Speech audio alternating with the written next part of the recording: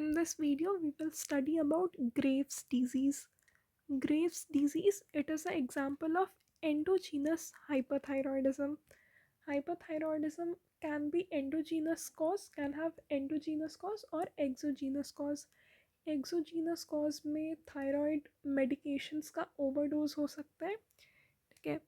And Graves disease it is the most common cause of endogenous hyperthyroidism.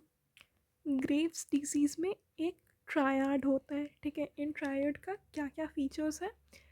Hyperthyroidism, infiltrative ophthalmopathy and localized infiltrative dermopathy. So there is a triad of features seen in Graves' disease: hyperthyroidism, infiltrative ophthalmopathy, localized infiltrative dermopathy. Hyperthyroidism is due to diffuse hyperplasia of the follicular epithelium. These follicular epithelium or the follicular cells will be surrounding the glands of the thyroid. Okay? And hyperplasia means increase in the number of these cells. So because of the increase in the number of follicular epithelium, there will be more production of T3, T4, which will lead to hyperthyroidism. तो follicular epithelium के diffuse hyperplasia के कारण hyperthyroidism होता है. इनफिल्ट्रेटिव ऑप्थेल्मोपैथी, इसका मतलब आई के around जो टिश्यूज़ है, पर्टिकुलरली जो रेट्रो ऑर्बिटल फाइब्रोब्लास्ट है, उनमें इन्फिल्ट्रेशन होता है.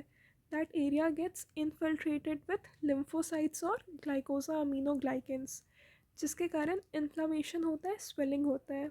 And this leads to exophthalmos. Exophthalmos is the abnormal protrusion of the eyeball.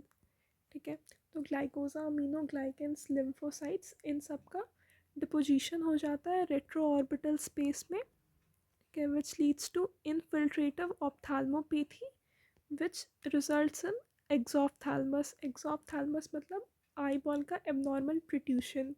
There can be other eye-related symptoms such as dry eyes or diplopia. There can be eye irritation, redness, decreased vision. The third feature is localized infiltrative dermopathy. This is also known as pretibial myxedema. Why pretibial? Because it occurs in the lower leg. Lower leg में कौन सा bone होता है? Tibia bone होता है. Tibia bone is also known as shin bone. तो ये जो स्किन का कंडीशन है, that is localized infiltrative dermopathy. This is seen particularly in the lower legs. See myxedema is the swelling and thickening of the skin because of the deposition of substances like mucopolysaccharides. ठीक है, तो ये जो localised infiltrative dermopathy है, this is also known as pretibial myxedema which affects the skin overlying the shins. तो जो tibia bone है, that is also known as shin bone. तो this area is known as तो ये जो condition होता है, this is known as pretibial myxedema, जो कि टीबिया बोन के ऊपर वाले स्किन में होता है, लोअर लेग में होता है. So these are the triad of Graves' disease: hyperthyroidism, infiltrative ophthalmopathy, and localized infiltrative dermopathy, also known as pretibial myxedema. Pathogenesis of Graves' disease. Graves' disease एक ऑटो इम्यून डिसऑर्डर है, तो इसमें काफ़ी सारे auto antibodies रहते हैं, ठीक है. There is a presence of multiple autoantibodies, और ये प्राइमरली TSH रिसेप्टर को टारगेट करते हैं. ये जो ऑटो एंटीबॉडीज़ होते हैं, they will be primarily directed against the TSH receptor. So what are these auto antibodies? First is TSI, that is thyroid stimulating immunoglobulin. Then TGI, that is thyroid growth stimulating immunoglobulin. And then TBII, that is thyroid binding inhibitor immunoglobulin. ठीक है, तो Graves disease auto immune disorder है, इसमें multiple autoantibodies होते हैं और ये primarily TSH receptor को टारगेट करते हैं. ठीक है, ये ऑटो एंटीबॉडीज़ क्या है? TSI, that is thyroid stimulating immunoglobulin. TGI, thyroid growth stimulating immunoglobulin. TBII, thyroid binding inhibitor immunoglobulin. तो ये जो TSH है इसका नॉर्मल फंक्शन क्या है? TSH जो है ये पिट्यूटरी ग्लैंड से रिलीज होता है. TSH is release from the pituitary gland. और थायराइड फॉलिकल्स पे जो TSH रिसेप्टर्स होते हैं उनसे ये बाइंड करता है. इसके रिसेप्टर्स कहाँ पे होते हैं? थायराइड के फॉलिकुलर सेल्स पे. और इनसे बाइंड करके it will cause increase in production of T3 T4 and will also promote the growth of thyroid gland. ठीक है, तो पिट्यूटरी ग्लैंड से TSH रिलीज होता है.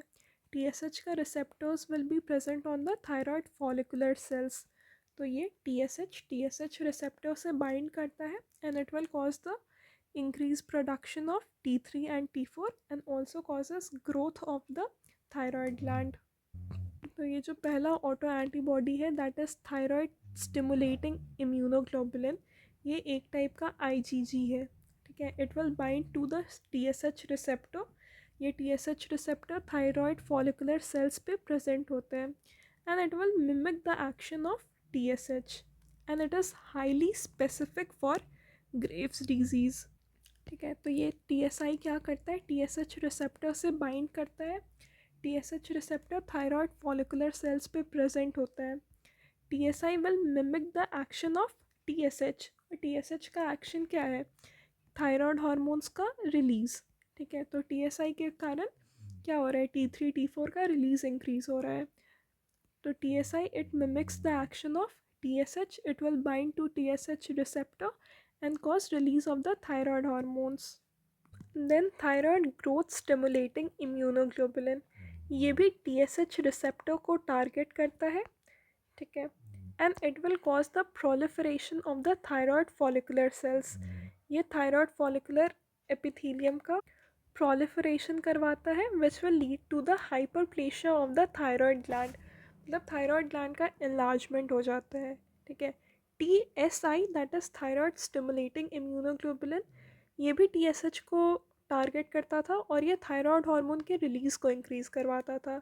TGI के कारण थायराइड ग्लैंड का हाइपरप्लेशिया हो रहा है. ठीक है, TSI के कारण हार्मोन्स रिलीज़ हो रहे थे. TGI के कारण फॉलिकुलर एपिथेलियम का प्रोलिफरेशन हो रहा है जिसके कारण थायराइड ग्लैंड का हाइपरप्लेशिया होगा. Then the third one is thyroid binding inhibitor immunoglobulin, that is TBII. It is also known as anti-TSH receptor antibody. ठीक है, तो ये जो TBII है it will prevent TSH from binding to its receptor. TBII के कारण hypothyroidism भी हो सकता है, इसके कारण हाइपोथायरॉयडिज्म भी हो सकता है. This will depend on the sub type of TBII. TBII stands for thyroid binding inhibitor immunoglobulin. ठीक है, it is a anti-TSH receptor antibody. ये TSH को अपने रिसेप्टर से बाइंड नहीं होने देता है. तो अगर TBII TSH को मिमिक करेगा तो it will lead to hypothyroidism, और अगर ये इनहिबिट करेगा तो it can also lead to hypothyroidism. तो TBII का के कारण हाइपोथायरॉयडिज्म भी हो सकता है if it will mimic TSH action, and if it will inhibit thyroid function it can cause hypothyroidism. This depends on the sub type of TBII. Clinical features: thyrotoxicosis, that is elevated level of T3 T4 and TSH levels. फिर thyroid gland का diffuse hyperplasia होगा. There will be ophthalmopathy with exophthalmos, a wide staring gaze and lid lag. मतलब जो eyelid है वो close नहीं हो पाएंगी. There will be a difficulty in closing the eyelids. जो upper eyelid है ना वो delay होगा, वो अपर आईलेट को नीचे आने में there will be a delay. This is known as lid lag. Then dermopathy with thickening and induration of the skin over the shins, that is pretibial myxedema. ठीक है, तो क्लिनिकल फीचर्स में इसका एक ट्रायड तो था ही. Triad में क्या था? पहला था हाइपोथायरॉयडिज्म, देन ऑप्थैल्मोपैथी था which results in exophthalmos, there will be a wide staring gaze and lid lag. फिर there will be pretibial myxedema. Myxedema means thickening and induration of the skin. There will be thyrotoxicosis and diffuse hyperplasia of the thyroid gland. ठीक है, ऑफ्थाल्मोपैथी में क्या होता है, जो retro orbital connective tissues है, specially जो रेट्रो ऑर्बिटल फाइब्रोब्लास्ट है, उनका वॉल्यूम इंक्रीज़ हो जाता है.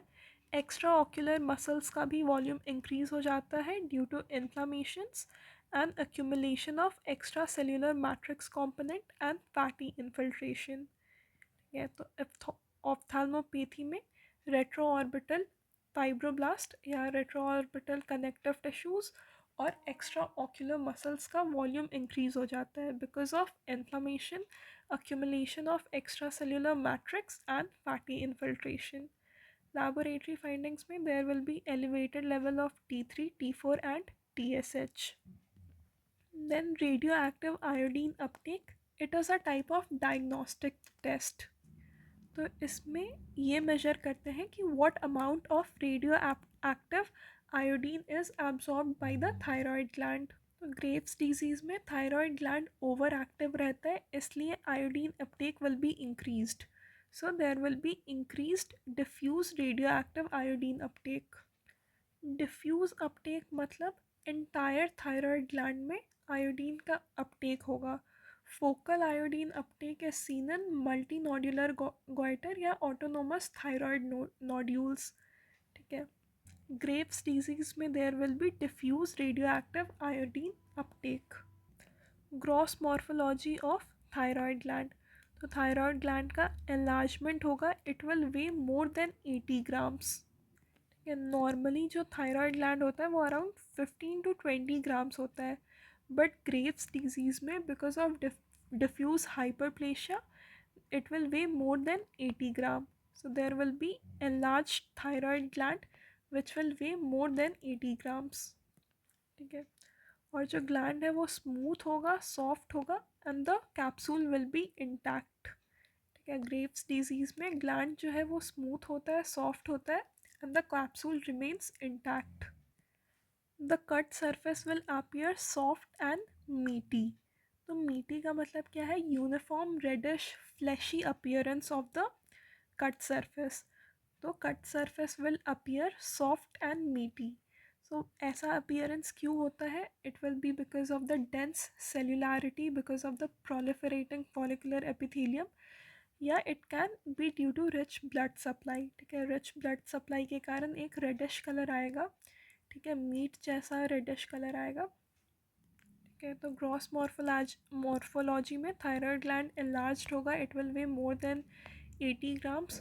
जो सरफेस होगा वो स्मूथ होगा, सॉफ्ट होगा, it will have intact capsule. Cut surface will appear soft and मीटी. The follicles will show crowding and pale scalloped colloid.